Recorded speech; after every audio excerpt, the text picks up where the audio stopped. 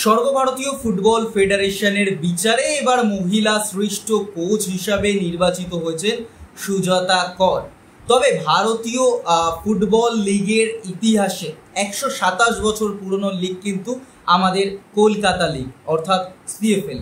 যদিও এই মুহূর্তে নানা কলঙ্কের সাক্ষী হয়েছে কলকাতা ফুটবল লিগ, তবে সুজাতা করকে সঙ্গে নিয়ে সারদান সমিতি কিন্তু নতুন এক ইতিহাস লিখতে চলেছে।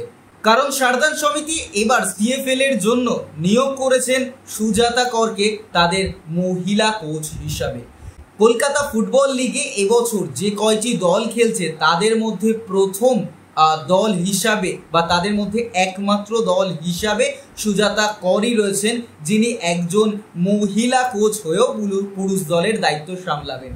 ভারতীয় ফুটবলে এমন ঘটনা ঘটেছে কিনা তা নিয়ে হয়তো আমার জ্ঞান অত্যন্ত সীমিত।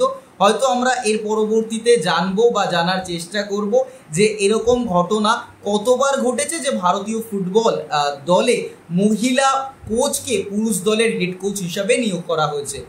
এই সুজাতা কর কিন্তু ইস্ট বেঙ্গল এবং শ্রীভূমিরও দায়িত্বে ছিলেন, এবং এই সুজাতা কর বা সারদান সমিতি যে সিএফএলকে এক গৌরবের জায়গায় নিয়ে যাওয়ার চেষ্টা করছেন, সেই সিএফএল কিন্তু নানা কন্ট্রোভার্সির মধ্যে রয়েছে। সিএফএল এর সারদান সমিতিকে সেলুট এবং অনেক অনেক শুভকামনা, অভিনন্দন রইল এবছরের সিএফএল এর জন্য।